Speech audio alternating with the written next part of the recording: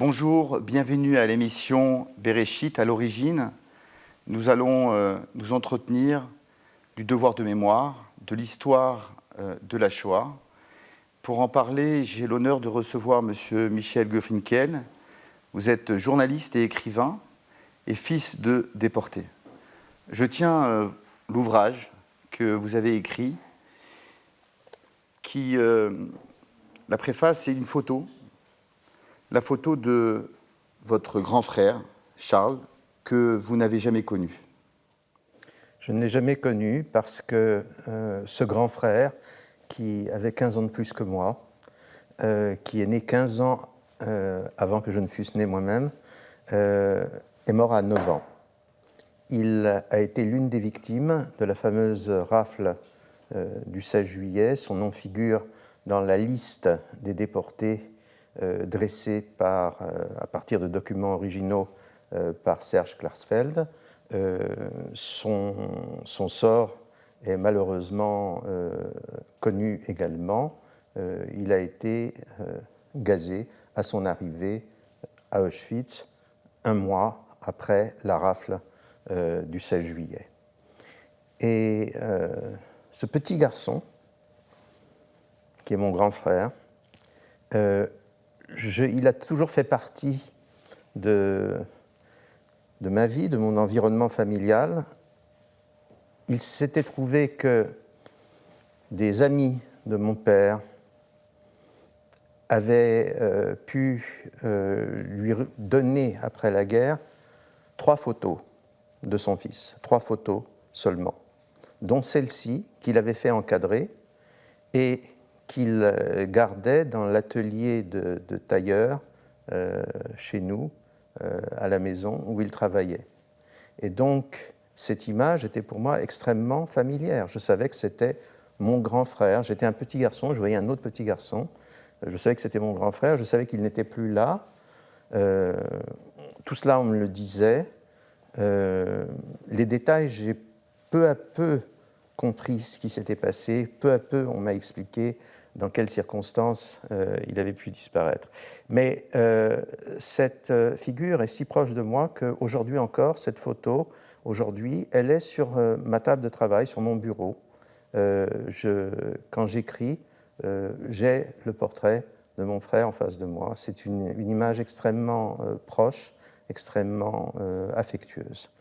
Mon père a été arrêté 1 an avant la grande rafle. Il a fait partie de la première rafle de Juifs à Paris, la rafle des Juifs étrangers qui ont été incarcérés pendant 1 an dans les camps de Pithiviers et Beaune-la-Rolande, au sud de Paris, près d'Orléans.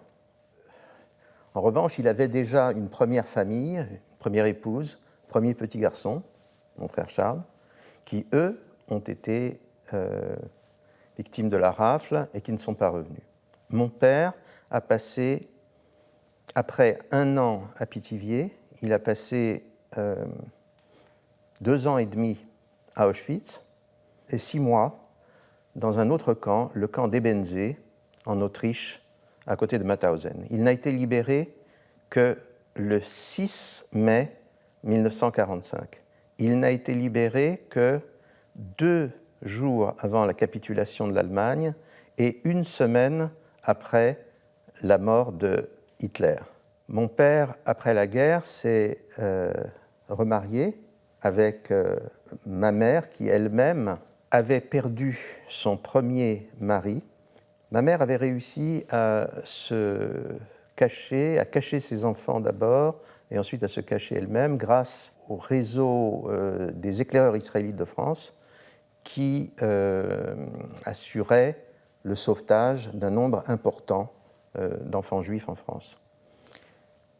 Mes parents, donc, se sont mariés en 1947 et j'ai grandi dans une maison, dans un foyer, dans une famille très juive, aussi juive que cela était possible dans les années 50. Et je me rappelle que mon père, pour moi, était l'incarnation même de la joie de vivre. ma mère m'a expliqué longtemps après que toutes les nuits, il se réveillait en hurlant. Il était en proie à des cauchemars, à des souvenirs dans sa vie diurne, des souvenirs obsédants de ce qu'il avait vécu. Vous évoquiez la mémoire de votre cher père.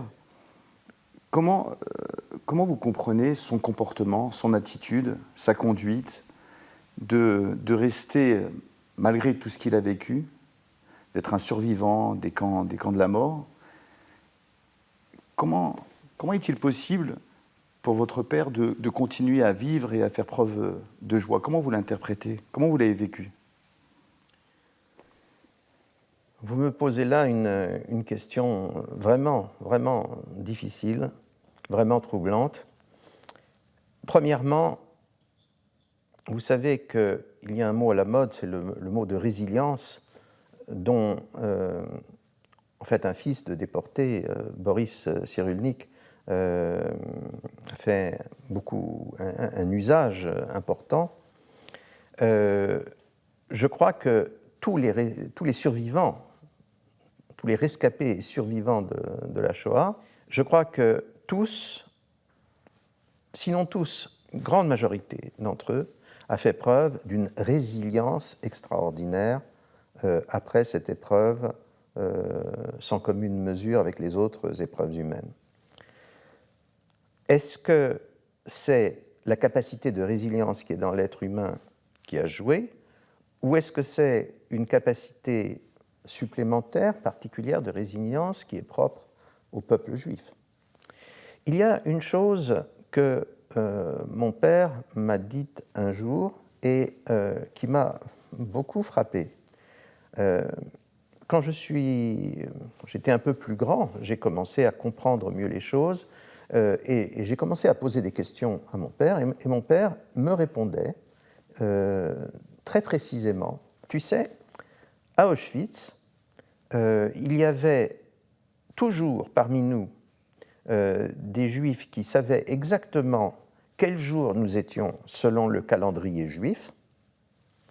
Il y avait beaucoup de gens qui faisaient les prières, récitaient les prières ou essayaient de réciter les prières par cœur en fonction du jour du calendrier juif où l'on était.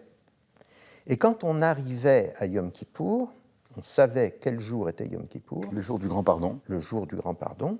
Quand on arrivait à Yom Kippour, la majorité des Juifs ne mangeaient pas. Alors j'étais tout à fait étonné d'entendre ça, et j'ai dit, mais comment pouviez-vous faire? Puisque je savais par ailleurs que la ration de nourriture et de boissons qui était prodiguée à Auschwitz était même pas une ration de survie. Mon père me disait, on recevait un morceau de pain le matin, on le mettait de côté, on ne le mangeait qu'à la fin, que le soir, à la fin du jeûne de Kippour. C'était le seul point de notre dignité qu'il ne pouvait pas nous retirer. Ceux qui ont survécu, je pense que la foi, sous une forme ou une autre, a joué un rôle important. Et il y a, si vous permettez, une histoire que j'ai racontée dans mon livre, mais que j'aimerais raconter aujourd'hui. Mon père, comme je l'ai dit, me parlait d'Auschwitz, me parlait des camps, me parlait de la Shoah. Mais il y a une chose extraordinaire dont il ne m'a jamais parlé, et que j'ai découverte 2 heures avant son enterrement. Mon épouse se chargeait de téléphoner à tous nos parents et amis et connaissances pour les informer du décès et des obsèques. Je lui demande si elle a bien pu joindre une certaine dame, Madame Schonhuckmann, qui était très proche de mon père parce que cette femme était rentrée veuve et avait eu beaucoup de difficultés à refaire sa vie et à élever un enfant qui avait survécu également. Je demande à mon épouse, as-tu bien contacté Madame Schönigmann? Et elle me dit, je n'ai pas réussi à la joindre. Je lui dis, sois gentille, essaie une dernière fois de l'appeler. Et j'entends vaguement une conversation au téléphone entre mon épouse et quelqu'un, donc elle joint cette personne, et mon épouse me dit, il faut que tu viennes tout de suite, cette dame veut absolument te parler. Donc je prends le téléphone, et j'entends cette dame en pleurs. Elle me dit, je ne peux pas croire qu'il soit... Pas lui. Je dis, malheureusement, madame, c'est ainsi. Elle me dit, mais pas lui. Quand je pense à tout ce qu'il a fait pour nous. Alors moi, je prends un air entendu, je dis, oui, madame, je comprends. Elle dit, non, mais attends, je veux dire pour nous, les femmes, à Auschwitz. Alors je dis, madame, je ne vois pas de quoi vous parlez. Et donc, elle me dit, mais enfin, ton père ne t'a jamais raconté ce qu'il a fait pour les femmes du bloc des expériences.